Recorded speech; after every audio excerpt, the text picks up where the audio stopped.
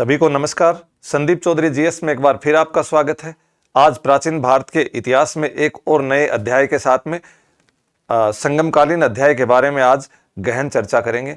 मूल रूप से दक्षिण भारत का एक विशेष प्रकार की जो संस्कृति है, संगम संस्कृति है, उसके बारे में आज के अध्याय में हम पूर्ण रूप से चर्चा करेंगे।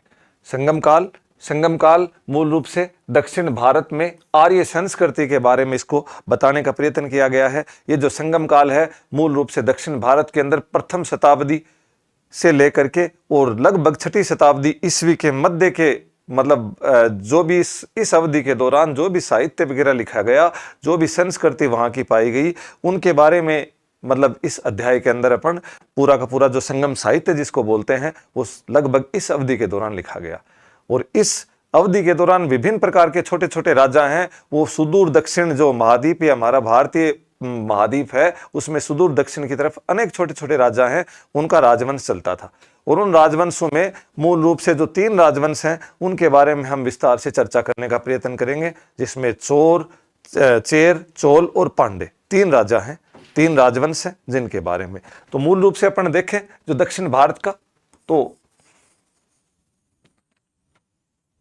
दक्षिण भारत में जहां पर ये जो केरल वाला क्षेत्र है,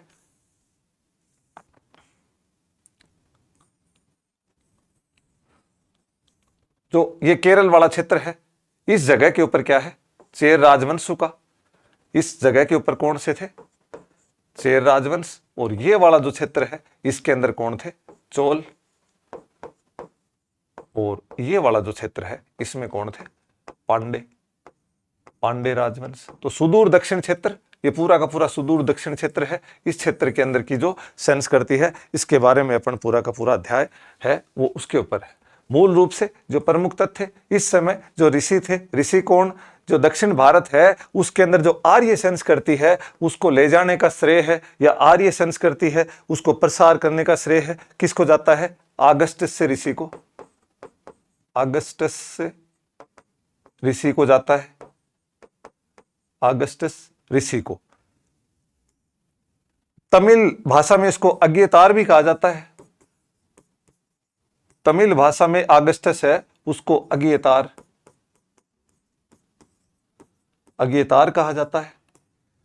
सर्वप्रथम जो हमारे को अगर संगम साहित्य या दक्षिण के जो संस्कृति इसके बारे में सर्वप्रथम हमारे को जो भी विवरण मिलता है वो कौन करता है, सर्वप्रथम विवरण मेगस्थनीज करता है। मेगस्थनीज सर्वप्रथम विवरण करता है। और किसका करता है, पांडे राज्य का। मेगस्थनीज जो आपने देखा है कि मौर्य काल के अंदर एक महत्वपूर्ण इंडिका पुस्तक लिखी थी, तो इन्होंने सर्वप्रथम किया है। अभिलेखों के अंदर देखेंगे तो अपन अशोक के अभिलेखों में, अशोक के दूसरा सेकंड अभिलेख व 13वां अभिलेख है, उसमें अभिलेख में इन दक्षिणी राज्यों की जानकारी मिलती है हमारे को, दूसरे और 13वें अभिलेख के अंदर। और एक क्या है, हाथी गुम्फा, खारवेल का हाथी गुम्फा अभिलेख, खारवेल का हाथी गुम्फा अभिलेख है, उसमें इनकी क्या है, अपने को जानकारी मिलती है कि सुदूर दक्षिण के अंदर जो मूल रूप से जो संस्कृति है, जो संगम साहित्य है, वो किस किस प्रकार से उनका सर्वप्रथम हमारे को विवरण है वो इन्हीं ग्रंथों के अंदर हमारे को प्राप्त होता है। संगम किसको बोलते हैं, संगम, संघ, परिषद, या फिर अपन बोल सकते हैं सम्मेलन, या अपन बोल सकते हैं संगोष्ठी। ये अनेक प्रकार की चीजें हैं। संगम साहित्य तमिल भाषा का प्राचीनतम साहित्य है। संगम साहित्य है वो प्राचीनतम साहित्य है तमिल भाषा का। तमिल भाषा में जो भी लिखा गया उसी को सबको संगम साहित्य कहा जाता है। इस संगम साहित्य, नीलकंठ शास्त्री बोलते हैं कि लगभग 3री व 4थी शताब्दी ईस्वी में लिखा गया साहित्य है लिखा गया साहित्य संगम साहित्य कहलाता है। संगम साहित्य साहित्य कहलाता है। तो ये किसने कहा? किसने कहा? नीलकंठ शास्त्री ने। नीलकंठ शास्त्री के अनुसार तीसरी चौथी। और रामशरण शर्मा है, ये कहते हैं कि जो तीसरी से छठी शताब्दी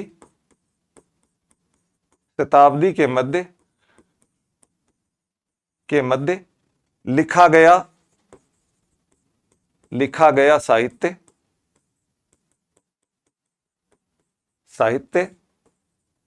है, वो संगम साहित्य है। वो संगम साहित्य है।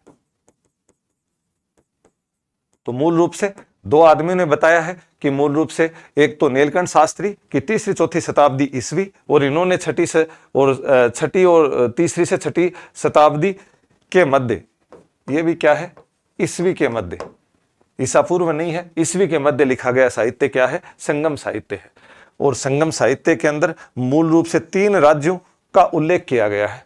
राज्य बहुत थे, छोटे छोटे राजा अनेक, लेकिन मूल रूप से 3 का ही इसके अंदर क्या है? पूर्ण रूप से हमारे को उल्लेख मिलता है। 3 कौन कौन से?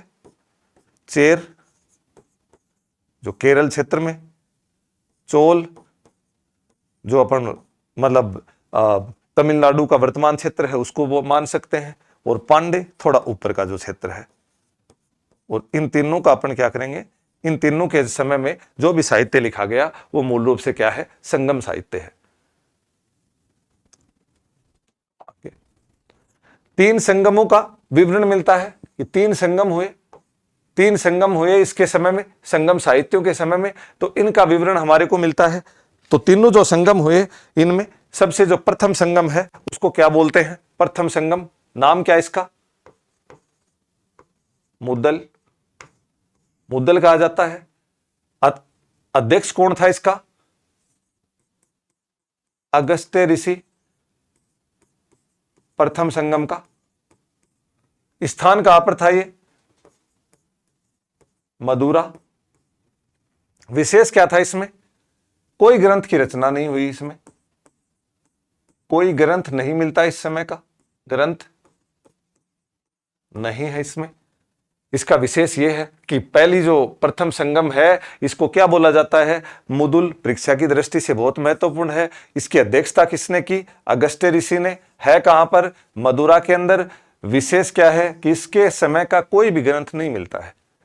और मूल रूप से इस संगम के अंदर जो कुल हैं सदस्य कितने थे इसमें जिन्होंने भाग लिया? कितने थे? 549। पांडे राजा जिन्होंने संरक्षण दिया, पांडे राजा कितने थे? 89। मूल रूप से तो तीनों संगम है ये पांडे राजाओं के संरक्षण में ही बने। पांडे राजा है, पांडे राजा उनके संरक्षण में ही हुए थे, पांडे राजाओं के संरक्षण में। मतलब इन्होंने ही इनको, तीनों संगम है इनको मतलब आयोजित करवाया था। तो पांडे राजा 89। और इस समय की रचनाएं कितनी है?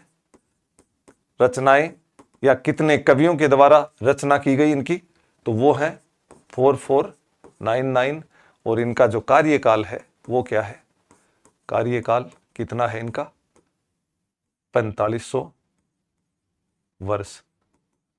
तो ये सबसे महत्वपूर्ण है कि कोई तो ग्रंथ नहीं था इनमें। सदस्य कितने थे इसके? 549 जिन्होंने भाग लिया। पांडे राजा जिन्होंने इनके समय में जिन्होंने भाग मतलब इनके इस समय अवधि के दौरान पांडे राजा कितने जिन्होंने संरक्षण दिया। रचनाएं कितनी है? कितने कवियों की रचनाएं हैं? 4499 4499। और कार्यकाल क्या है इनका? 4500 वर्ष माना जाता है।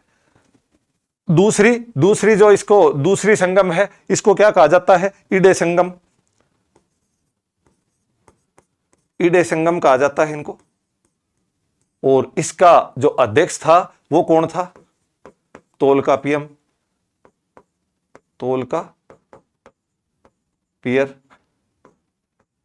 तोलकापियर था इनका जो दूसरे का जो अध्यक्ष था वो। और ये थी कहां? स्थान कहां था इनका?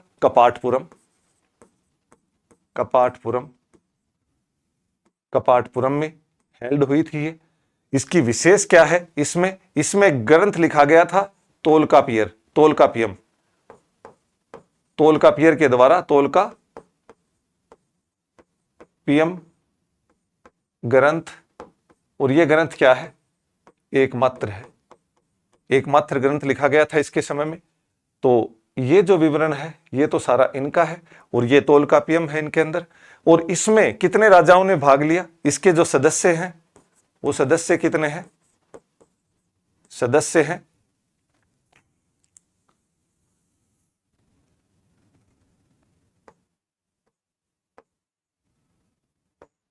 सदस्य कितने हैं? सदस्य इसमें 49 है। कितने सदस्यों ने भाग लिया? 49। राजा कितने पांडे राजा थे? 59। और रचनाएं, जो रचित रचनाएं कितनी रचनाएं की गई इनके अंदर में? 3700। और समय अवधि कितनी थी? कार्यकाल, ये कार्यकाल भी कितना है इनका? 3700 वर्ष। 3700 कवियों की रचनाएं हैं इनके अंदर। और तोलकापियम एकमात्र ग्रंथ लिखा गया इसके अंदर। पूछा जाता है कई बार तोलकापियम ग्रंथ है वो किस संगम साहित्य का है या किस संगम का है? प्रथम, द्वितीय, तृतीय, कौन सी संगम का? सदस्य कितने थे? 49 है। राजा कितनों ने संरक्षण दिया? 59 ने। और रचनाएं, कविताएं, जो भी रचनाएं या मूल रूप से अपन यह कह सकते हैं कितने कवियों के द्वारा संकलन की गई? 3700 कवियों के द्वारा। और कार्यकाल क्या है इनका? 3700 वर्ष। बहुत महत्वपूर्ण है, तो ये अपना देख लेना। दूसरा, तीसरा है, इसको क्या बोला जाता था? पहला मुदल, दूसरा इडे संगम, और तीसरा जो कुडल, क्या था? Cuddle, cuddle. और इसका जो मतलब इसकी अध्यक्षता किसने की थी? नक्कीरर ने। नक्कीरर। नक्कीरर कौन था? चूड़ियों का विक्रेता था, एक चूड़ियां बेचता था वो, चूड़ियों का विक्रेता, चूड़ियों का विक्रेता था। और स्थान कहां पर था ये? उत्तरी मदुरा, उत्तरी मदुरा के अंदर हुआ था, उत्तरी मदुरा। ठीक है, उत्तरी मदुरा। और द्वितीय जो संगम है इसकी महत्वपूर्ण क्या है कि मदुरा समुद्र में समा गई थी इस समय में। द्वितीय संगम में मदुरा समुद्र में समा गई थी, समा गई थी। यह महत्वपूर्ण है। यह किसमें है? द्वितीय संगम के अंदर, कि मदुरा है वो समुद्र में समा गई थी। तो तीसरा कौन सा है? कुडल। नक्कीरर इसका जो भी अध्यक्षता करी थी उसने, चूड़ियों का विक्रेता था, चूड़ियां बेचता था। उत्तरी मदुरा इसका वो है। और अन्य सारे ग्रंथ जो अपने को जितने भी अब आगे के समय में अपन पढ़ेंगे, एतुतो के, पत्तिन पाले, पुरनानूरू, अहनानूरू, जितने भी जो ग्रंथ हैं वो सारे के सारे क्या हैं? इस तृतीय संगम के हैं। तो शेष सारे ग्रंथ, शेष सारे ग्रंथ इस काल के, सारे के सारे ग्रंथ हैं वो इस समय अवधि के हैं। और इसके अंदर कुल सदस्यों ने कितनों ने भाग लिया? कुल सदस्य कितने हैं? 49 है। राजा कितने हैं? राजा भी 49 है, राजा हैं वो भी 49 है। और रचनाएं हैं, वो रचनाएं कितनी हैं? रचनाएं कितनी हैं?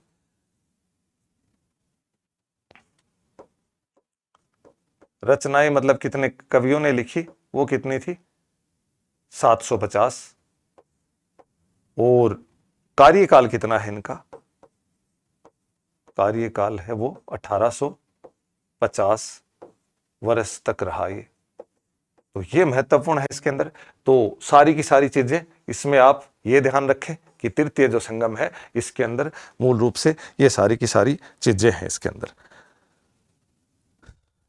449 थी रचनाएं, 449 थी, 750 नहीं थी। रचनाएं कितनी है? रचनाएं हैं वो कितनी है? 749 थी। तो इसके अंदर ज्यादातर चीजें क्या है? सदस्य 49, राजा 49, रचनाएं 749 और कार्यकाल है वो 1850। तो मूल रूप से ये चीजें इनके अंदर क्या है, महत्वपूर्ण हो जाती हैं, ये पूछी जाती हैं। पहली बात तो इनकी अध्यक्षता, फिर इनकी रचनाएं किसके अंदर, फिर उसके बाद इसको कहा क्या जाता है, फिर साथ में इसके कितने राजाओं ने, कितनी रचनाओं, कितना समय अवधि, तो ये सबसे इसके अंदर क्या है, बहुत ज्यादा महत्वपूर्ण हो जाता है। तो तीनों संगम के अंदर ये सारी चीजें। अगस्त्य ऋषि है, उनको प्राचीनतम तमिल व्याकरण का प्रणेता माना जाता है। जो अगस्त्य ऋषि हैं उनको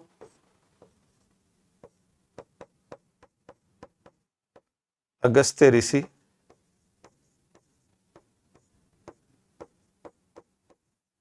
प्राचीन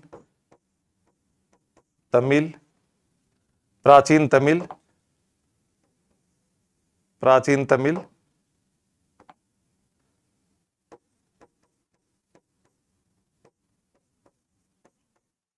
व्याकरण का रचयिता माना जाता है, का रचयिता माना जाता है कि प्राचीन जो तमिल है उसका भी, और साथ में प्राचीन जो तमिल भाषा है, साथ में जो प्राचीन तमिल के अंदर जो व्याकरण है उसका रचयिता किसको माना जाता है, अगस्त्य ऋषि को, जिसको तमिल भाषा के अंदर अगस्तियर कहा गया है, जो हमने पिछली स्लाइड के अंदर अपन ने देखा था। तो मूल रूप से संगम कालीन अन्य ग्रंथ एतुतोके, अब ये जितने भी ग्रंथ है वो तीसरे संगम के हैं, और इसके अंदर जितने भी तीसरे संगम के जो महत्वपूर्ण ग्रंथ है उनके बारे में अपन चर्चा करेंगे। एतुतोके अष्टपदावली, मतलब इसका अर्थ है वो अष्टपदावली है। एतुतोके का मतलब क्या होता है, एतुतोके का मतलब होता है कि 8 तमिल गीतों का संग्रह, 8 तमिल गीतों का संग्रह।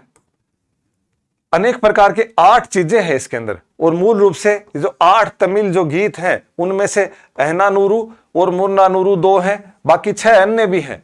उन 6 का मतलब अन्य महत्वपूर्ण नहीं है क्योंकि इनके नाम है वो बहुत ज्यादा जटिल हैं। मूल रूप से नरीणे, करुण थोके, एरुन कुरूर, पद्दिपत्तू, परित पाले, परित पत्तू पातू, ऐसे करके अनेक प्रकार के जो ग्रंथ हैं वो मूल रूप से इनके अनेक प्रकार के ग्रंथ हैं। तो संगमकालीन महत्वपूर्ण ग्रंथ कौन सा आ गया, एतुतोके।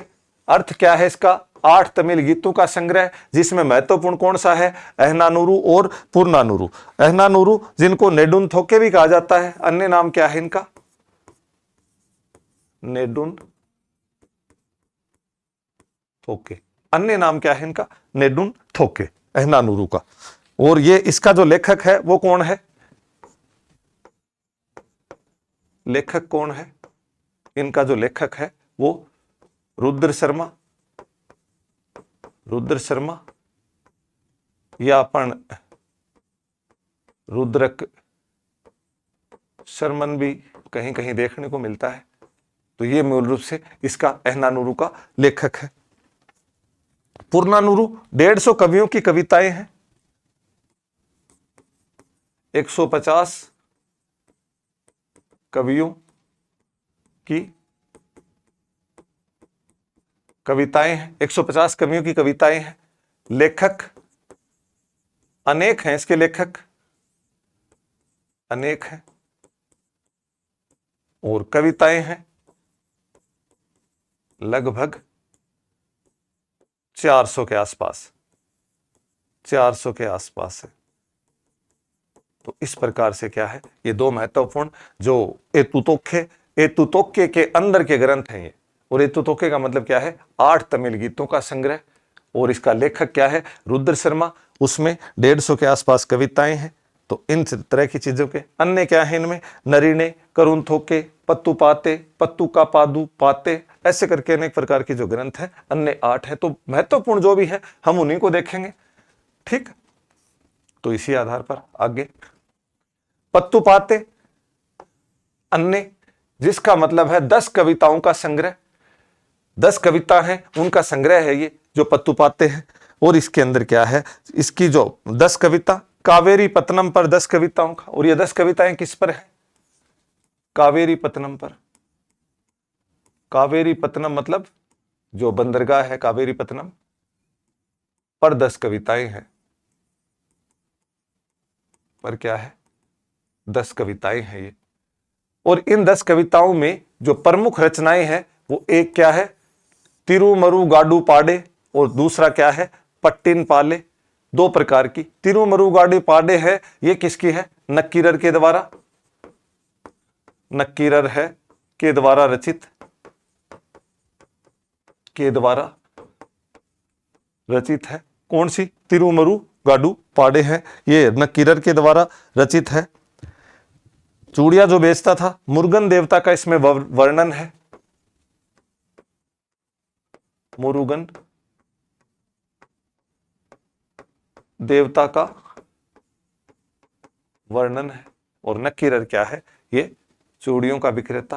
पहले ही अपन चर्चा कर चुके, चूड़ियों का विक्रेता।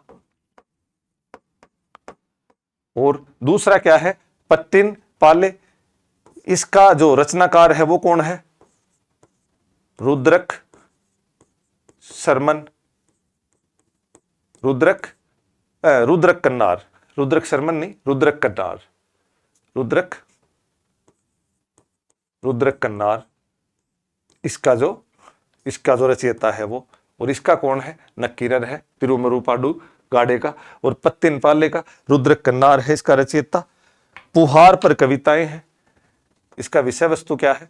पुहार पर कविताएं। पुहार कावेरी पत्तनम को ही कहा जाता है, कावेरी पत्तनम पर कविताएं हैं, पर कविताएं हैं। रुद्रक कन्नार के जो पत्तिन पाले हैं, इसको करिकाल राजा करिकाल कौन है? चोल राजा है, प्राचीन चोल राजा। उसने क्या किया? नक्कीरर को नहीं दिया। ये किसको दिया है? ने रुद्रक कन्नार को 16 लाख मुद्राएं दी है। मतलब इनसे क्या है, जो करिकाल राजा है वो इतना ज्यादा प्रसन्न हुआ कि पत्तिन पाले नामक जो रचना है इसके लिए उन्होंने उसको 16 लाख मुद्राएं दी। और इसने लिखा किसके ऊपर है? पुहार। पुहार किसको कहा जाता है? कावेरी पत्तनम को। और उनके ऊपर 10 कविताएं लिखी है संगम कालीन की। तो ये इसके अंदर क्या है? बहुत ज्यादा महत्वपूर्ण है। इस रचना के ऊपर, मतलब इसने रुद्रक कन्नार ने जो ये रचना लिखी थी, इस रचना के ऊपर मतलब इन्होंने क्या किया है? और चोल राजा था, किसने? करिकाल। पूछा जाता है कई बार, करिकाल जिसने 16 लाख मुद्राएं दी, किस रचना पर दी? तो क्या है? पत्तिन पाले। दूसरा किसको दी? रुद्रक कन्नार को दी। करिकाल है वो किस राजवंश से संबंधित था? चोल राजवंश से संबंधित था। तो ये सारा का सारा क्या है? इसमें महत्वपूर्ण है। आगे पत्तिन किलकर्णकु ग्रंथ है, 18 लघु उपदेश गीतों का है।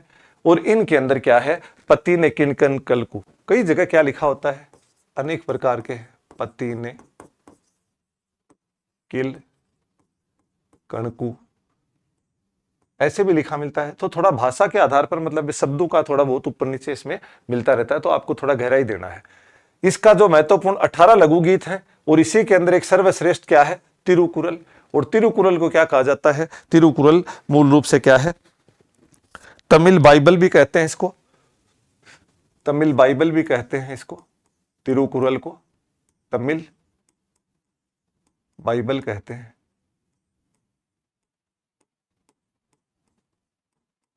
और इसका रचयिता है तिरुकुरल का, वो कौन है? तिरुवल्लुवर। तिरुवल्लुवर वो क्या है? इनके जो रचयिता है वो तिरुकुरल के, तिरुवल्लुवर। ब्रह्मा का अवतार माना जाता है इनको क्या है? ब्रह्मा का अवतार माना जाता है, ब्रह्मा का अवतार माना जाता है, इनको माना जाता है। क्या लिखा इन्होंने? तिरुकुरल लिखा। और तिरुकुरल क्या है? तमिल बाइबल कहते हैं इसको। पूछा जाता है कई बार, तमिल बाइबल किसे कहते हैं?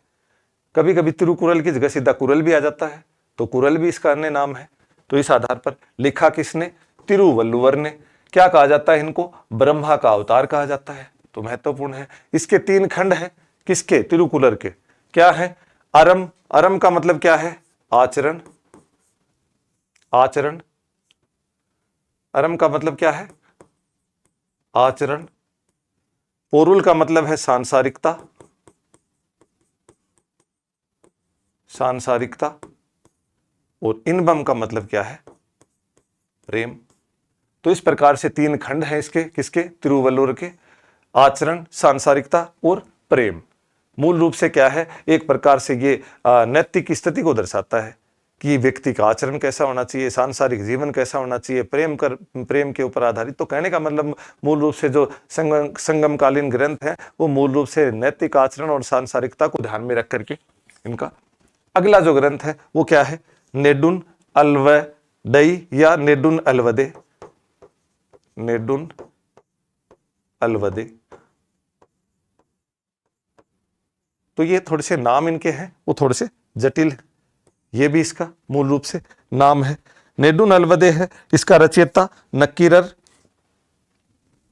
इसका जो रचयिता है, रचयिता कौन है? नक्कीरर। वही चूड़ियों का विक्रेता नक्कीरर इनका रचयिता है। नेडुन जेलियन जो राजा था, एक पांडे राजा है, पांडे राजा नेडुन जेलियन। नेडुन जेलियन वह उनकी रानी की कथा है, वह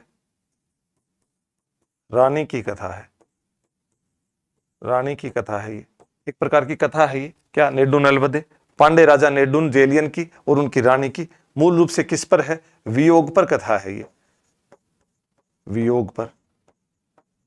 क्या होता है कि नेडुन जो नेडुन राजा होता है नेडुन जेलियन, ये क्या करता है? कहीं पर एक दूर बड़े किसी अभियान में चला जाता है कई दिनों तक, और वो रानी है वो उसके मतलब बिछड़ने के वियोग के अंदर एक ऐसा कुछ इनका विवरण इसमें लिखा जाता है। आगे क्या है? तोलकापियम। तोलकापियम द्वितीय संगम के अंदर लिखा गया, सेकंड संगम, संगमकालीन एकमात्र ग्रंथ, एकमात्र ग्रंथ है ये। लिखा किसने? तोलकापियर ने। दूसरे संगम की जिसने अध्यक्षता करी थी। और तोलकापियम था कौन? ये ऋषि आगस्टस से है, ऋषि आगस्टस से, ऋषि आगस्टस से के शिष्य हैं ये, और एक महत्वपूर्ण शिष्य हैं ये। तो मूल रूप से तोलकापियम तमिल व्याकरण का ग्रंथ है ये, तमिल व्याकरण का प्रसिद्ध ग्रंथ है ये। और इसके अंदर मूल रूप से तोलकापियम है, इसमें महत्वपूर्ण चीजें क्या लिखी हैं कि 8 प्रकार के विवाहों का उल्लेख है इसमें। 8 प्रकार के विवाहों का उल्लेख है। मतलब 8 प्रकार के विवाहों का उल्लेख का मतलब है वैदिक आस्थाओं को मानते थे ये लोग। ये क्या है? वैदिक संस्कार या आस्थाओं में भरोसा करते थे ये, आस्थाओं को मानते थे। मतलब क्या हुआ इसको कि जैसे हम वैदिक ग्रंथ के अंदर आश्वलायन ग्रह सूत्र के अंदर हमने 8 प्रकार के विवाहों का विवरण देखते हैं, तो वो सारे के सारे इसके अंदर माने जाते हैं, उन्हीं प्रकार के 8 विवाहों का। और साथ में इन्होंने क्या बताया है इस तोलकापियम ग्रंथ के अंदर? एक महत्वपूर्ण चीज इसमें क्या बताई है? 4 पुरुषार्थों का उल्लेख किया है। 4 पुरुषार्थों का उल्लेख किया इसमें। 4 पुरुषार्थ कौन कौन से हैं का उल्लेख किया है, उल्लेख किया है। और ये 4 पुरुषार्थ कौन कौन से हैं? अरम, मूल रूप से अरम, पोरुल, अरम, पोरुल, इनबम और बिंदु। ये 4 चीजें बताई हैं। अरम मतलब आचरण, पोरुल का मतलब, अरम का मतलब क्या है? आचरण, अरम आचरण, पोरुल का मतलब सांसारिकता, इनबम का मतलब है प्रेम, और बिंदु का मतलब है सीधा सीधा क्या है, मोक्ष। तो इन्होंने क्या करने का प्रयत्न बताया है कि आचरण का मतलब क्या है, धर्म, सांसारिकता का मतलब क्या है, अर्थ, और प्रेम का मतलब क्या है, काम, और मोक्ष का मतलब है। तो ये चार जो पुरुषार्थ हैं जो हमारे वैदिक धर्म के अंदर भी हैं, उन चारों पुरुषार्थों का विभिन्न प्रकार के जो तमिल भाषा के अंदर नाम देने का प्रयत्न किया है। तो मूल रूप से अरम यानी आचरण, आचरण का अर्थ सीधा सा आपका आचरण कैसा है, आपका धर्म कैसा है उससे है। पोरुल मतलब सांसारिकता, सांसारिकता मतलब सांसारिक जीवन में अपने जीवन यापन से संबंधित किस प्रकार की आर्थिक गतिविधियां, तो अर्थ है। इनम मतलब प्रेम, प्रेम मतलब आपकी काम वासनाएं, काम इच्छाएं वगैरह, वो सारी की सारी। और बिंदु का मतलब मोक्ष। तो इस प्रकार से इन्होंने क्या किया है, चार पुरुषार्थों का भी वर्णन अपने किसमें मिलता है, तोलकाप्यम। सेकंड संगम कालीन एकमात्र ग्रंथ था ये। पहले का जो संगम है उसमें कोई भी ग्रंथ नहीं लिखा गया था। तोलकाप्य नामक जो कवि है उसने लिखा था। ऋषि अगस्टस से है, उनका शिष्य था ये। 12 शिष्य थे ऋषि अगस्टस के, उसका एक महत्वपूर्ण शिष्य था ये। 8 प्रकार के विवाहों का वर्णन करता है जो मूल रूप से वैदिक जो संस्कार है उनसे संबंधित है। 4 पुरुषार्थ महत्वपूर्ण है। तमिल महाकाव्य, तमिल के अंदर 3 महाकाव्य माने गए हैं, शिल्पदिकारम, मणिमेकले और जीवक चिंतामणि। तो शिल्पदिकारम, मूल रूप से शिल्पदिकारम लिखा किसने है, इंग्लो आदिगल। अर्थ क्या है इसका, पायलों के गीत, पायलों के गीत। और लिखा किसने इसको, इंग्लो आदिगल, इंग्लो आदिगल ने लिखा है इसको। और इसका अर्थ क्या है, पायलों का गीत, शिल्पदिकारम के अंदर। चेर शासक सेन गुटवन का भाई है ये इंग्लो आदिगल। चेर सेन गुटवन का भाई है,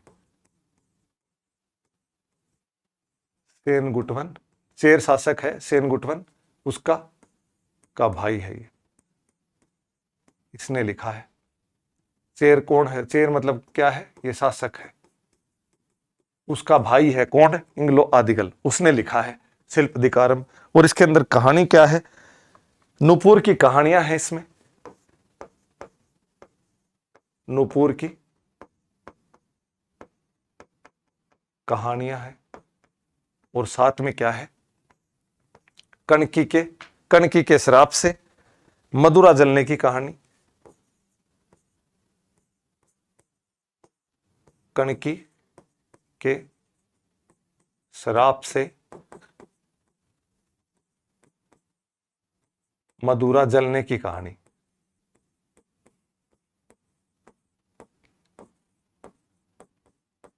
मदुरा जलने की कहानी है किसमें, शिल्पदिकारम के अंदर।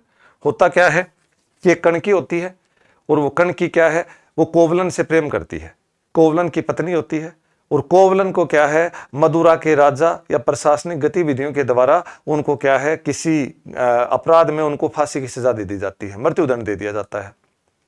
जब मृत्युदंड दे दिया जाता है, बल्कि वो निर्दोष होते हैं, वो दोषी नहीं होते, तो मृत्युदंड देने के कारण उनको क्या है, जो उनकी पत्नी कणकी है वो पूरे मदुरा को श्राप देती है। और जब श्राप देती है तो पूरा का पूरा मदुरा है वो जलने लगता है, जलने लगता है। तो मदुरा की जो संरक्षक देवी है, जो कुल देवी है, वो आकर के इनसे क्या है, रिक्वेस्ट करती है, इनसे अनुरोध करती है, इनके पास आती है कि भाई मदुरा को पूरे को सजा मत दो इसकी। तो ये फिर अपना श्राप वापिस ले लेती है। थोड़े दिन के बाद इनकी मृत्यु हो जाती है। फिर माना जाता है कि ये स्वर्ग में जाकर के कणकी और कोवलन है वो दोनों वहीं पे मिलते हैं। तो इस प्रकार की एक कहानी है इसके अंदर, शिल्पदिकारम। बहुत महत्वपूर्ण ग्रंथ है ये, महाकाव्य है ये तमिल का। दूसरा क्या है, मणिमेकले। इसके रचयिता कौन है, शीतले सतनार, शीतले सतनार, ये क्या है इसके रचयिता।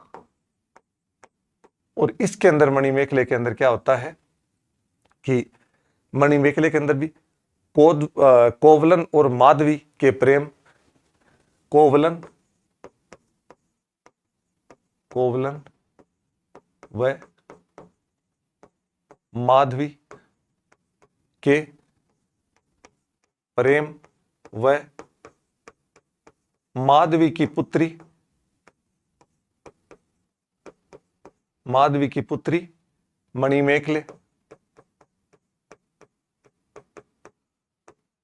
मणिमेखले की बौद्ध भिक्षुणी बनने की कहानी है। ये बौद्ध भिक्षुणी बनने की कहानी है। इसमें भी क्या होता है कि मणिमेखले है वो कोवलन और माधवी, कोवलन है और ये माधवी, इन दोनों की प्रेम कहानी है और कोवलन की मृत्यु हो जाती है। कोवलन की मृत्यु होने के बाद में क्या है, जो माधवी है ये बौद्ध भिक्षुणी बन जाती है और फिर माधवी जो इसकी पुत्री मणिमेखले है, इसके ऊपर क्या है, तत्कालीन कोई राजा है वहां का उदय, उसकी नजर इसके ऊपर होती है। वो इसको मतलब एक प्रकार से इनको पाने की इच्छा रखता है, लेकिन इसने भी, मणिमेखले ने अपने आप की जो सतीत्व की रक्षा करते हुए और फिर आगे जाकर के क्या है, ये भी बौद्ध भिक्षुणी बन जाती है। इसी प्रकार एक छोटी सी इनकी कहानी है जिसको क्या है, मणिमेखले कहा है। और तीसरा जो ग्रंथ है जीवक चिंतामणि, रचयिता तिरुवंत देवर। रचयिता कौन है इसके,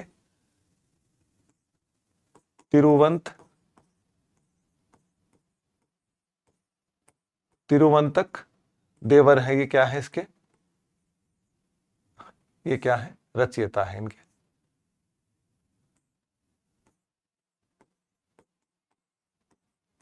रचयिता ये है कौन, एक जैन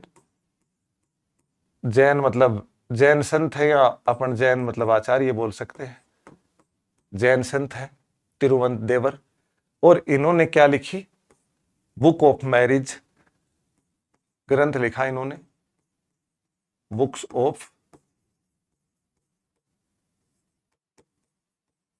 ऑफ विवाह की किताब कहा जाता है इसको, विवाहों की किताब, तो विवाहों की किताब कहा जाता है इसको। एक जीवक नामक राजकुमार की कहानी है ये, जीवक नामक राजकुमार की कहानी, जीवक नामक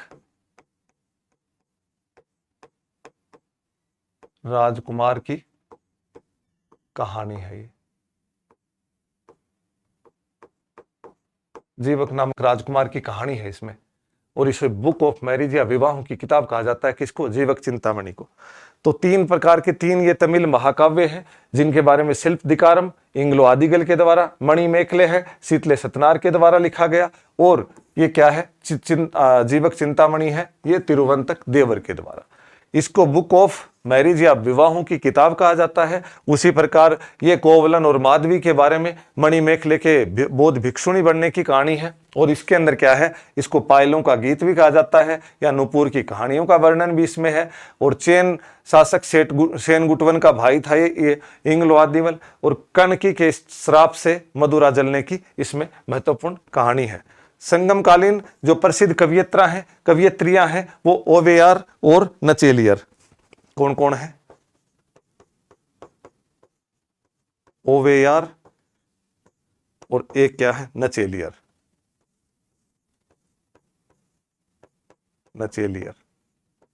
ये दो कवियत्रियां हैं जो मूल रूप से संगमकालीन समय की क्या है, महत्वपूर्ण कवियत्रियां हैं। तो इसी प्रकार संगमकालीन राजनीतिक व्यवस्था की, इस समय की जो राजनीतिक व्यवस्था थी वो कैसी थी संगम काल के दौरान, तो क्या था, राजतंत्रात्मक था। मंडल है, राज्यों को क्या कहा जाता था, मंडल कहा जाता था राज्यों को, और राजतंत्रात्मक शासन था।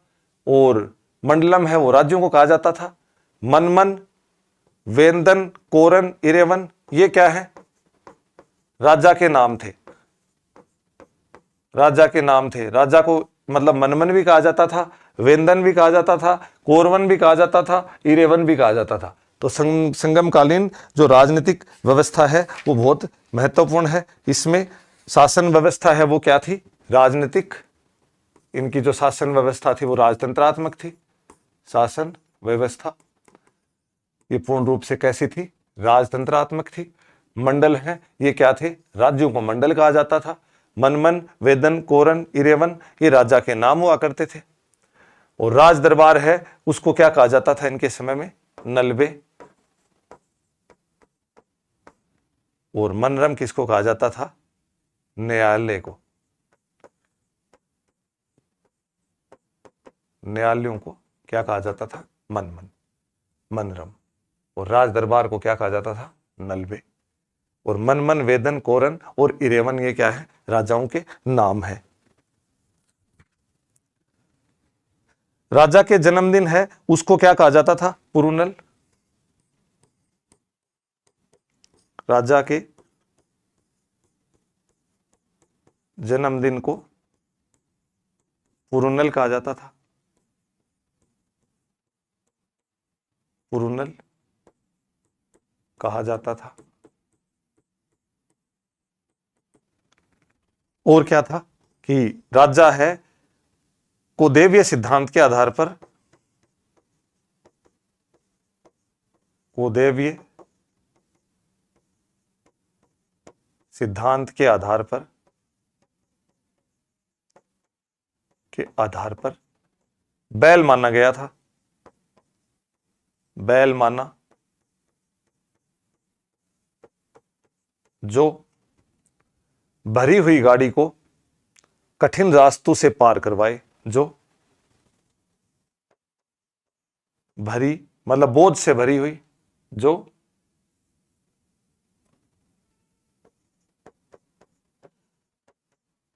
बोझ से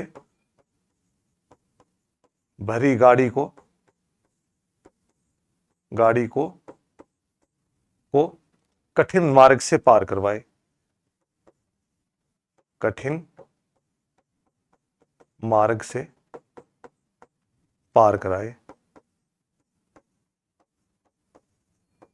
तो मतलब कुल मिलाकर के राजा है उसके जन्मदिन को क्या कहा जाता था? पुरुनल।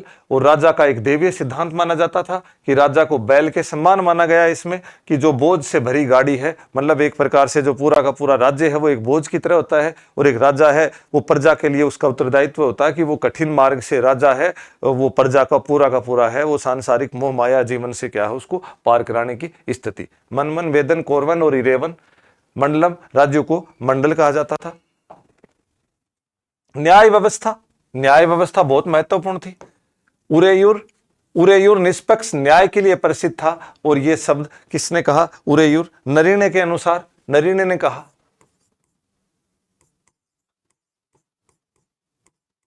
नरीने के अनुसार क्या है कि उरेयूर नामक जगह है वो निष्पक्ष न्याय के लिए प्रसिद्ध थी। न्याय व्यवस्था यहाँ पे बहुत अच्छी थी। यहाँ के राजा हैं वो मूल रूप से नैतिक रूप से तथा प्रजा को एक अच्छी स्थिति के अनुसार न्याय दिलाने का प्रयत्न करते थे। इसमें बताया गया है कि पांडे राजा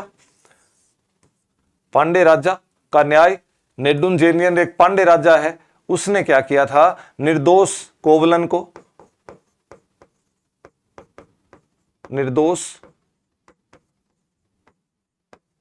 को मृत्युदंड दिया। जब ज्ञात हुआ तो शोक में शिवम के प्राण त्याग दिए। शिवम के प्राण त्याग दिए। पांडे राजा थे एक नेडुजेलियन। उनके समय में कोवलन नामक एक व्यक्ति होता है और उसको क्या है? मृत्युदंड दे दिया जाता है बिना जांच कराए। मृत्युदंड दे दिया जाता है इनको। ये क्या होता है? बिना जांच कराए, बिना जांच किए मतलब उसके अपराधों की बिना जांच किए हुए। आरोप क्या लगा था इनके ऊपर? रानी की पायलों की चोरियां, रानी की पायल चोरी का आरोप। लेकिन बाद में पता चला कि वो निर्दोष है और उसको हमने मृत्युदंड दे दिया, तो इसने क्या है, अपने प्राण त्याग दिए। मतलब खुद की मृत्यु हो गई। उसको ये लगा कि यार मैंने कैसे किसी को, एक राजा होकर के मैंने, मतलब एकदम से शोक में सदमा लग गया और उसके प्राण चले गए। ऐसा विवरण मिलता है इसके अंदर। पांडे राजा सेन गुटवन, एक राजा दूसरा सेन गुटवन जो चेर राजा था, और इसने, सेन गुटवन ने क्या किया, जो पांडे राजा के पांडे राजा के न्याय व्यवस्था कि इसने जो मतलब न्याय किया था, उस न्याय व्यवस्था से स्वयं को लज्जित महसूस किया। स्वयं को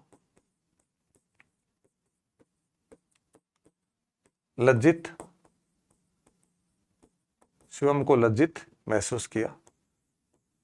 तो इसके समय में क्या होता है कि सेन गुटवन है, इसके समय में क्या है, ये स्वयं को लज्जित महसूस करता है।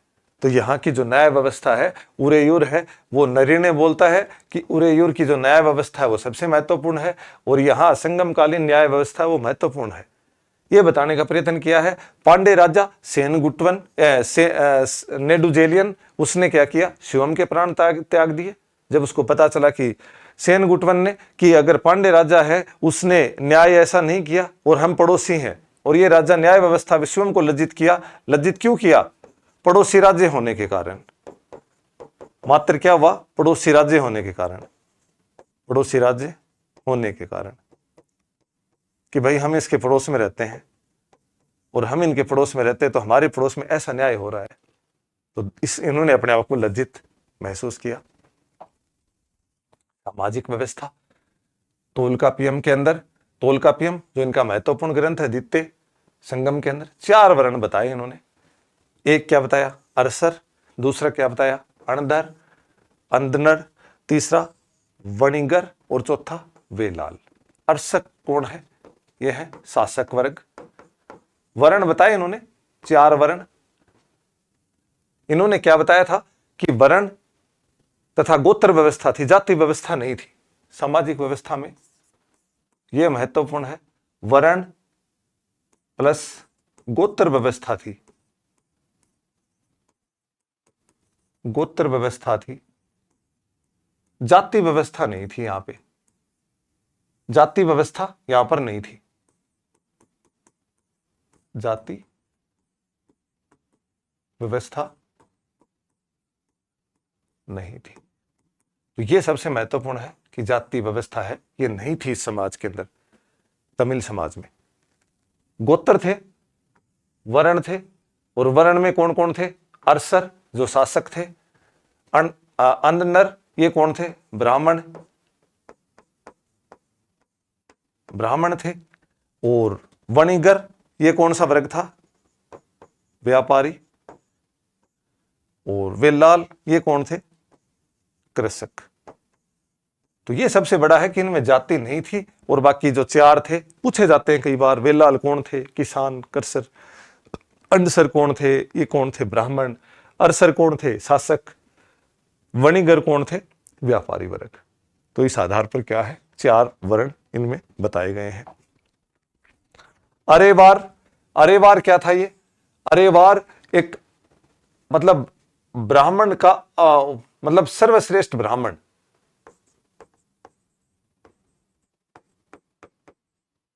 सर्वश्रेष्ठ ब्राह्मण है, उसको क्या कहा जाता था? अरेवार। और सामंत व्यवस्था दक्षिण भारत में थी, आपको पता ही है।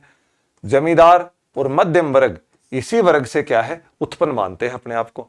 साथ में चेर, चोल, पांडे है, वो भी इसी वर्ग से अपने आप को उत्पन्न मानते हैं कि भाई ये मूल रूप से क्या थे, अरेवार से ही मानते हैं। अधिकांश भूमि इसी वर्ग के पास थी, अरेवार वर्ग के पास में थी। इनसे नीचे अलवार है, ये अलवार व वेलाल। ये वेलाल क्या है? ये भी समर्थ किसान है, समर्थ किसान। सेना में भर्ती होते थे ये, सेना में यही क्या होते थे, भर्ती होते थे। पेरियार, चमड़े का काम करने वाले, चमड़े का काम करने वाले। पूछा जाता है कई बार चमड़े के काम करने वालों को क्या कहा जाता, तो ऐसे 3-4 ऑप्शन दे दिया जाता था। एनियर या परदवर, ये क्या थे, शिकारी, ये क्या थे, शिकारी।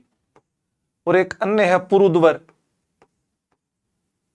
पुरदवर। और ये पुरदवर क्या है, परदवर तो हो गया शिकारी, और पुरुदवर है, ये क्या होता था, पुरुदवर है मछुआरा होता था। ये क्या था, मछुआरा, मछली पकड़ने वाला। तो ये एक ही जैसे नाम है, ये पुरुदवर है और ये परदवर है। एनियार, वानर और विडेलियर, पानर और विडेलियर, ये क्या थे, गायक, नर्तकी या नर्तक आदि। अवेयार, अवेयार क्या है, ये विदुषिया थी, महिला विदुषिया, महिला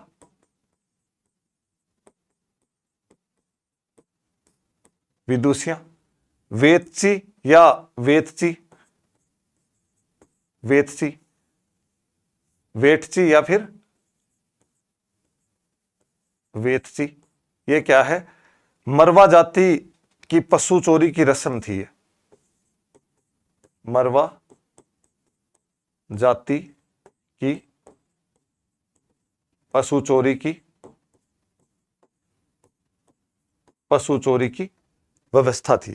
क्या थी ये, प्रथा थी, एक प्रकार की प्रथा थी, मरवा जाति की चोरी की प्रथा थी, जिसको क्या बोला जाता था, वेतची। और अवेयार या फिर अवेयार भी आ जाता है इनका। तो नाम थोड़े बहुत इसमें इस तरह के आ सकते हैं क्योंकि दक्षिण भारत से संबंधित है। विवाह के प्रकार बताए, तो प्रकार तो इन्होंने 8 बताए, 3 का वर्णन किया है। कलाबू, माता पिता की अनुमति के बिना, माता पिता की अनुमति के बिना, अनुमति के बिना क्या बोलते थे इसको, कलाबू। कारपू, ये सहमति से विवाह, ये मतलब माता पिता की सहमति से, सहमति से विवाह। और पंचतीर्णे, ये क्या था, प्रेम विवाह, प्रेम विवाह। और 2 अन्य और हैं, कैकिडे, पुरुंदीणे, कैकिडे, कैकिडे, पुरुंदीणे, पुरुंदीणे, ये 2 तरह के और विवाह है। कैकिडे क्या है, ये एक प्रकार का एक पक्षीय विवाह, एक पक्षीय मतलब एक पक्ष के द्वारा किया जाने वाला, दोनों पक्ष सहमत नहीं है। और पुरुंदीणे क्या है, औचित्यहीन विवाह, औचित्यहीन विवाह मतलब जिसका कोई विवाह का कोई मतलब मान्यता नहीं है, किसका औचित्य नहीं है। तो इस प्रकार के क्या है, ये महत्वपूर्ण विवाह हैं तो 8, लेकिन मूल रूप से पढ़ने, क्योंकि 8 को क्या है, ये वैदिक व्यवस्था को मानते हैं, संगम कालीन वैदिक व्यवस्था का समर्थन करते हैं ये। तो इस प्रकार इन्होंने 8 प्रकार के ये मानने का प्रयत्न किया है। साथ में व्याभिचार को मृत्युदंड की सजा थी, व्याभिचार को मृत्युदंड की सजा थी, मृत्युदंड की सजा थी। व्याभिचार को क्या है, मृत्युदंड की सजा दी जाती थी।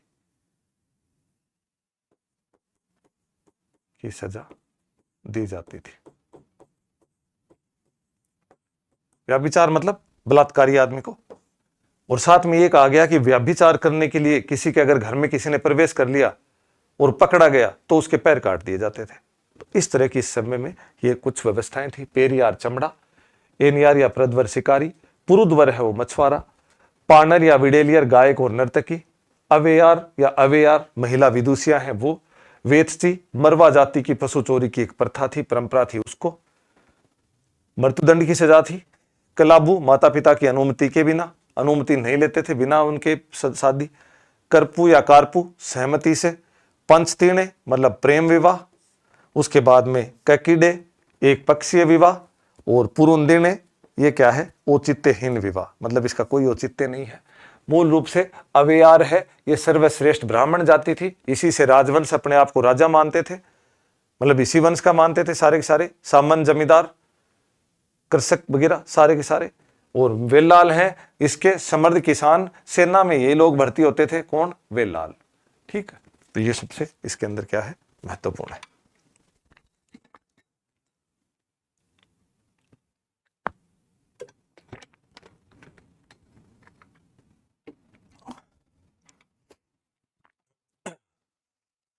संगमकालीन कुछ शब्दावलियां। नाडु, नाडु क्या था, तत्कालीन समय में प्रांत।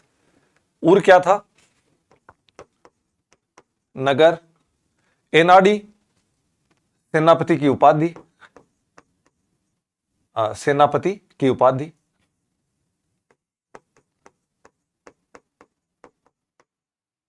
सेनापति की उपाधि है वो क्या थी, एनाडी। अवेयार, व्यय या ओयार, ओयारू भी कहा जाता है इनको। ये कौन थे, अवेयार कौन थे, ये मूल रूप से संदेशवाहक थे। ये मूल रूप से कौन से थे, गुप्तचर।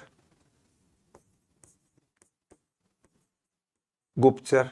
अम्यचार कौन थे, मंत्री। मंत्रियों को क्या कहा जाता था, अव्यचार।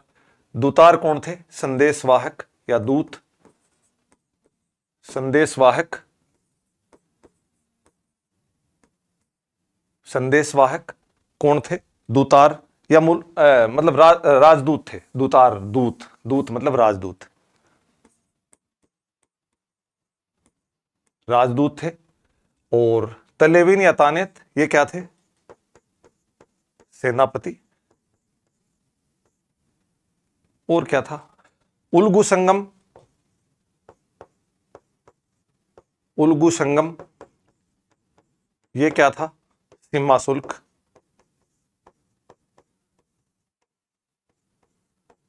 जो सीमा शुल्क होता था उसको क्या बोलते थे, उल्गु संगम। और क्या था, करई।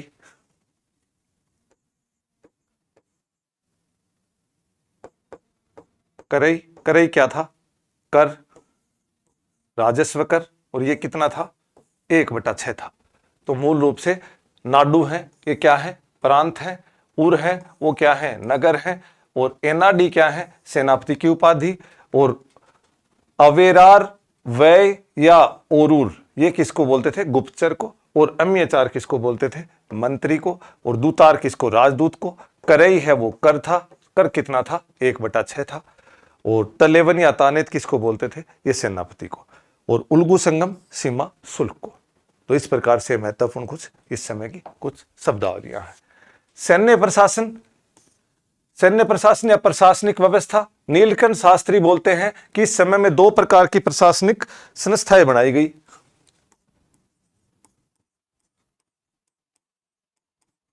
दो प्रकार की प्रशासनिक संस्थाएं बनाई गई। संस्थाएं बनाई गई। एक कौन सी थी, एम पेरुकुलम। और दूसरी कौन सी थी, एम पेरायम। एम पेरुकुलम थी ये क्या थी, राज्य के कार्यों पर नियंत्रण करती थी। राज्य के कार्यों पर नियंत्रण करती थी ये। और नियंत्रण कैसे करती थी ये, 5 सदस्यों के द्वारा 5 सदस्यों के द्वारा, और ये 5 सदस्य कौन होते थे? 5 सदस्य कौन होते थे? सेनापति,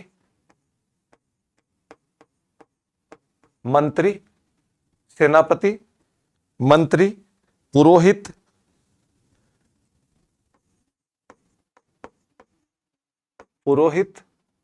उसके बाद में दूत, या कहने का मतलब जो मूल रूप से जो ज्योतिष था वो दूत या ज्योतिष,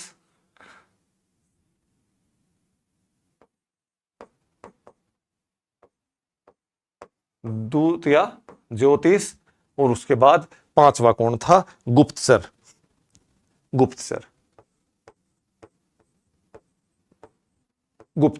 तो मूल रूप से एम पेरुकलम है वो मूल रूप से क्या थी? राजाओं के कार्यों को नियंत्रण करती थी। 5 सदस्यों के द्वारा होता था। ये 5 सदस्य कौन कौन थे? ये लोग 5 सदस्य थे इनके। एन पेरायम ये क्या करती थी?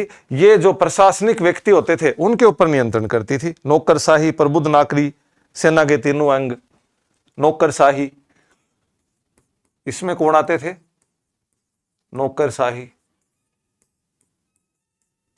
प्रबुद्ध आदमी, प्रबुद्ध व्यक्ति, सेना के तीनों अंग, सेना के तीनों अंग।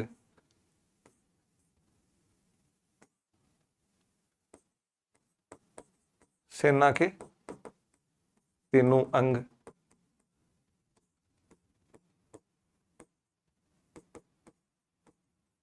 पैदल,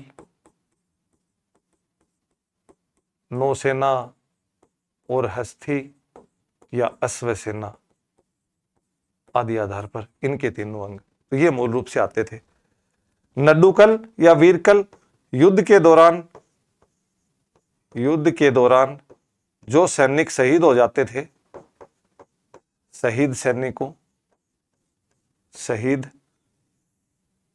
युद्ध के दौरान शहीद सैनिकों की प्रतिमाएं स्थापित की जाती थी। प्रतिमाएं स्थापित की जाती थी।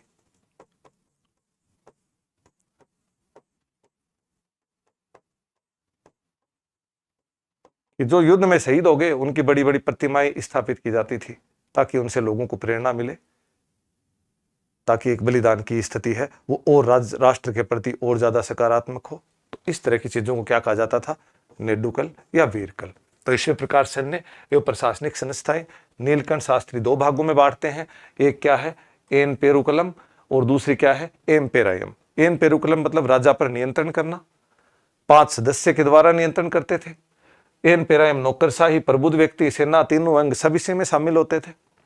नड्डुकल या वीरकल। आर्थिक जीवन कैसा था इनका? कृषि एवं व्यापार की क्या गतिविधियां थी? कावेरी डेल्टा, एक कहावत है कि कावेरी डेल्टा पर एक हाथी के बैठने की जितनी जगह है, के बैठने की जगह है पर 7 व्यक्तियों के खाने का अनाज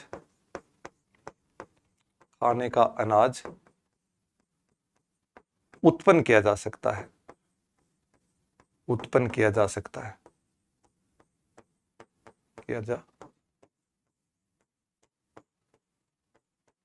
मतलब क्या निकला?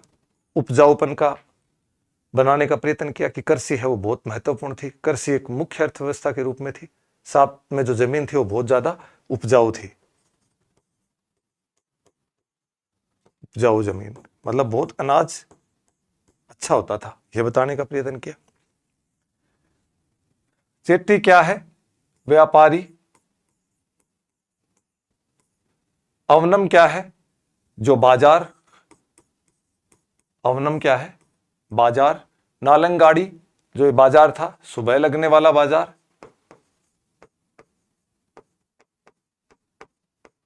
सुबह लगने वाला बाजार। और अलंगाड़ी, ये क्या था, शाम को लगने वाला बाजार, शाम को लगने वाला बाजार। एक सुबह लगने वाला नालंगाड़ी, अलंगाड़ी शाम को लगने वाला। अराग्रेविट, ये क्या था मूल रूप से, अराग्रेविट है ये मलमल निर्यात केंद्र। ये क्या था, मलमल का निर्यात केंद्र, मलमल का निर्यात केंद्र।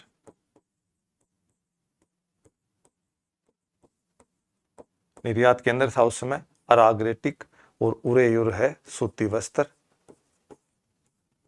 सूती वस्त्र निर्यात केंद्र।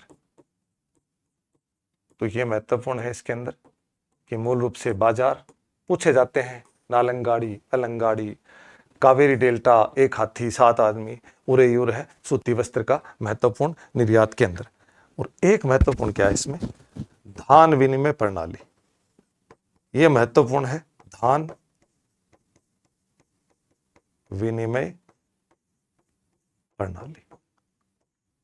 पूर्व में हमने वस्तु विनिमय प्रणाली पढ़ा था कि वस्तु विनिमय प्रणाली का मतलब है कि एक चीज के बदले दूसरी चीज का लेन देन। जैसे हमारे घर में अगर गेहूं हुआ और मुझे बाजरे की आवश्यकता है तो पड़ोस से जाकर के मैंने बाजरा और गेहूं को अदला बदली कर लिया, मतलब वस्तु विनिमय। प्रारंभिक व्यापार भी ऐसे चलता था कि हमें अगर किसी शिल्पकार के पास से कुछ सामान लाना है तो हम उसको उसके बदले में अनाज दे देते थे, तो वो भी वस्तु विनिमय। यहां पर एक व्यवस्था अलग थी, क्या थी, धान विनिमय प्रणाली। मतलब धान का विनिमय होता था और धान के बदले में इनको दूध, दही, घी या अन्य सामान, अन्य सामान है, सामान का लेन देन होता था, का लेन देन होता था। ये सब चीजें अपने को जानने की इसलिए जरूरत है क्योंकि वर्तमान समय में जो एग्जाम हो रहे हैं उन एग्जामों के अंदर क्या है, कथन कारण या व्याख्यात्मक प्रश्न ज्यादा आते हैं। तो जब ऐसे प्रश्न हमारे सामने आते हैं तो हमारे को क्या है, पाठ के संपूर्ण महत्वपूर्ण और गौण सभी बिंदुओं के ऊपर चर्चा करनी जरूरी होती है। तो उसी आधार पर मतलब इन चीजों के ऊपर पाठ के बारे में मतलब टॉपिक से बाहर जाने की मेरी थोड़ी कम आदत है, क्योंकि समय के महत्ता को ज्यादा ध्यान रखना चाहिए। आप लोगों को अधिक से अधिक हम महत्वपूर्ण कंटेंट है वो उपलब्ध कराएं जो परीक्षा उपयोगी हो।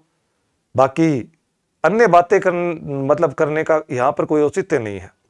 इसलिए मैं हमेशा जो भी क्लास लेता हूँ उसमें मतलब टॉपिक से संबंधित चीजें ही प्रयास करता हूँ कि ज्यादा से ज्यादा चीजें वही हमारे जो, क्योंकि वही हमारे काम आनी है। आज के दिन अगर हम देखें तो सबसे ज्यादा हमारे लिए समय महत्वपूर्ण उपयोगी है। समय निकलने के बाद मिली हुई सफलता, जिस प्रकार कहते हैं ना कि देर से मिला हुआ न्याय अन्याय के समान है, उसी प्रकार अगर हमारे को सफलता समय पर नहीं मिली तो वो सफलता हमारे लिए सफलता के बराबर नहीं होती है। तो इसलिए समय की जो प्राथमिकता है उसको ध्यान में रखते हुए हमारे को क्या है, इन सब चीजों को ध्यान रखना होता है। तो हम मूल रूप से पूरे के पूरे जो तथ्य हैं उसी के अनुसार चलने का प्रयत्न करते हैं। प्रमुख बंदरगाह, इस समय के महत्वपूर्ण बंदरगाह, कावेरी पत्तनम, मुजिरिस, अरिकमेडु।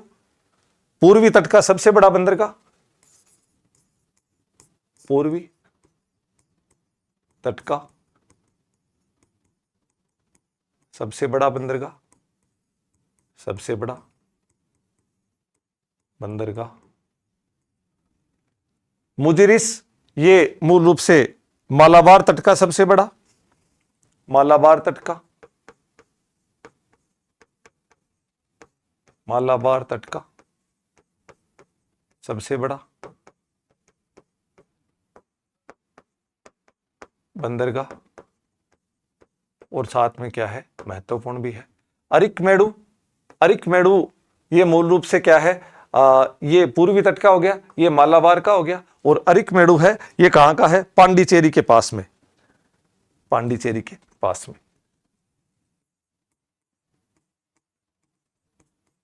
पांडिचेरी के पास में अवस्थित है। ये रोमन बस्ती के साक्ष्य मिले हैं रोमन बस्ती के साक्ष्य यहां से मिले हैं, और साथ में क्या है यहां से अगस्टस और टिबेरियस, अगस्टस व टिबेरियस, टिबेरियस टिबेरियस के सिक्के मिले हैं, के सिक्के मिले हैं। तो इससे हमें क्या पता चलता है कि व्यापार का एक महत्वपूर्ण केंद्र हुआ करता था। तो अरिकमेडु, मुजरिस जो मालाबार तट, कावेरी पत्तनम जो पूर्वी तट का सबसे बड़ा, वास्तव समुद्र, नीर पेरियारू, ये भी महत्वपूर्ण बंदरगाह है। तो मूल रूप से ये 3-4 बंदरगाहों के बारे में बताने का प्रयत्न किया गया है।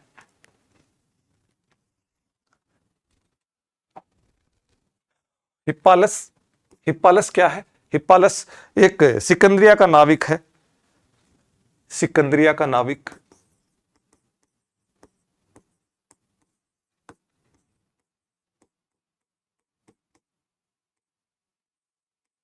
सिकंदरिया का नाविक है। और इसने क्या किया था? इसने किया था हिंद महासागर में, हिंद महासागर में क्या किया था इसने? मानसूनी हवाओं का को खोजा था, मानसूनी हवाओं की खोज की थी इसने हिंद महासागर में। तो मानसूनी हवाओं की खोज की थी किसने? हिप्पालस ने।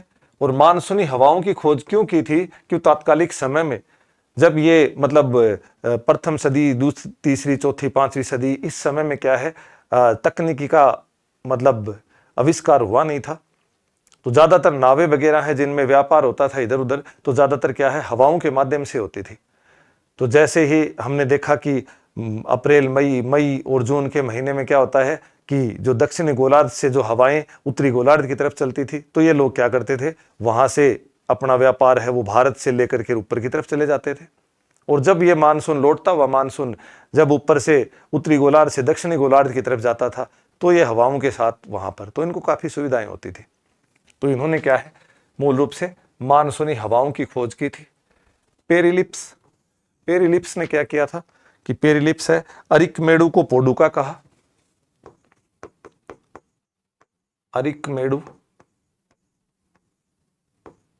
अरिकमेडु को क्या कहा? पोडुका, पोडुका कहा, पोडुका कहा अरिकमेडु को। अरिकमेडु रोमन बस्ती है, उसको क्या कहा इसने? पोडुका कहा। सिंध से कन्याकुमारी तक 24 बंदरगाहों का उल्लेख किया है। सिंध से कन्याकुमारी तक, कन्याकुमारी तक संगमकालीन, संगमकालीन 24 बंदरगाहों का उल्लेख किया है।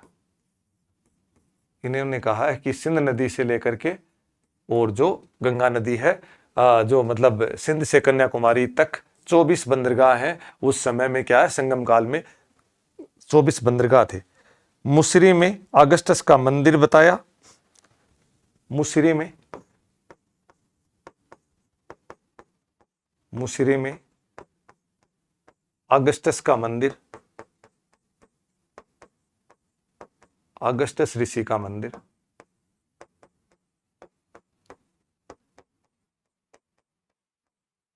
मंदिर बताया कि मुसरी में है। और दूसरा क्या किया कि मुसरी में 2 सेना की टुकड़ियां रहती थी, 2 सेना की टुकड़ियां संगमकालीन रहती थी। संगमकालीन मतलब 2 सेना की टुकड़ियां रहती थी। तो ये इन्होंने क्या है जिक्र किया। साथ में टोलमी ने क्या कहा कि कावेरी पत्तनम बंदरगाह को खबेरिस कहा। कावेरी पत्तनम बंदरगाह है, कावेरी पत्तनम का जो बंदरगाह है, बंदरगाह को क्या कहा? खबेरिस कहा। तो ये महत्वपूर्ण है इसके अंदर, खबेरिस कहा कावेरी पत्तनम बंदरगाह को किसने? टोलमी ने। पेरिलिप्स ने एक तो ऑगस्टस ऋषि का मंदिर बताया, कहां पर बताया? मुसिरी में, और 2 सेना की टुकड़ियां वहां रहती थी। अरिकमेडु को इसने क्या कहा? पोडुका कहा। और साथ में हिप्पालस ने जो मानसूनी हवा है उनको, मतलब उनकी खोज की। समकालीन धार्मिक जीवन, वैदिक धर्म का आगमन, और इसकी स्थापना किसने की थी? वैदिक धर्म की स्थापना किसने की थी? ऋषि ऑगस्टस ने, ऋषि ऑगस्टे ने। ऑगस्टस या ऑगस्टस से ऋषि कहा जाता था। धार्मिक जीवन, मुरुगन व तिरुमल की पूजा प्रारंभ हुई। मुरुगल, वेल्लल या सुब्रमण्यम, मूल रूप से ये किन का देवता हुआ करता था? जो सुब्रमण्यम है वो शिकारियों का देवता। सुब्रमण्यम या वेल्लल है, जो कहने का मतलब है वेल्लल या सुब्रमण्यम है, ये कौन थे? कार्तिकेय का रूप थे। और ये कार्तिकेय कौन थे? शिकारियों का देवता, शिकारियों का देवता। इनका अस्त्र है वो बर्छी हुआ करता था, बर्छी, या जिनको वहेल कहा जाता है, बर्छी। कुर्रम है, ये मूल रूप से क्या है? कुर्रम है ये यमराज। कुर्रम क्या है? यमराज को कहा जाता था। मरियमा चेचक की देवी, चेचक की देवी। और कोरवई क्या है? दुर्गा माता, दुर्गा माता को, दुर्गा माता को कहा जाता था। और साथ में तिरुमल मायोन है विष्णु, और तिरुमल मायोन है, ये किसको कहा जाता था? विष्णु को, विष्णु को कहा जाता था। और जो पवित्र वृक्ष है, सबसे पूजनीय वृक्ष है, वो किसका था? केले का। विजयी राजा क्या करता था इस समय में? विजय एक प्रथा थी वहां पर। विजयी राजा पराजित राजा के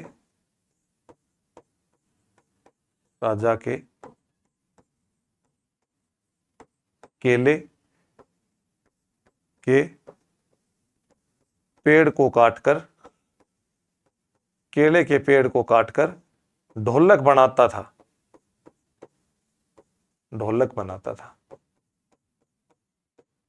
तो ये कहने का मतलब एक प्रकार का उनका समृद्धि का था कि केले का सबसे पूज्य जो वृक्ष है वो कौन सा था? पवित्र वृक्ष केले का था। और विजयी राजा वो पराजित राजा के वहां जाकर के उनका जो केले का पेड़ है उसको काटता था, और उनको काट करके उसका क्या करते थे? ढोलक बनाते थे। इस तरह की कुछ वहां पे प्रथाएं देखने को मिली है। मुख्य निष्कर्ष, तो निष्कर्ष रूप से अपन देखें, आर्य संस्कृति का प्रसार हुआ इस समय में, और किसने किया? ऑगस्टस ऋषि ने,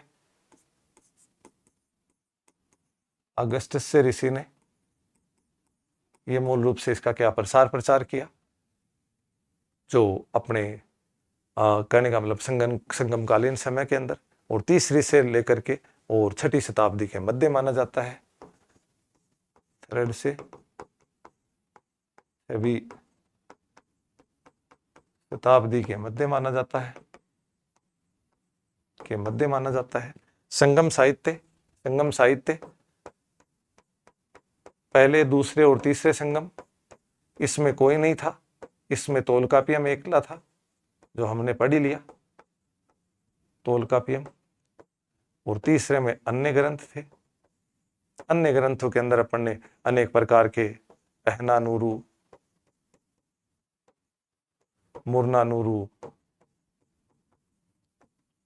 एतुतोके,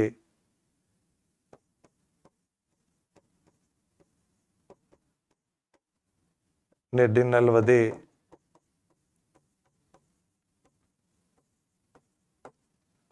पतिन किलकड़कू,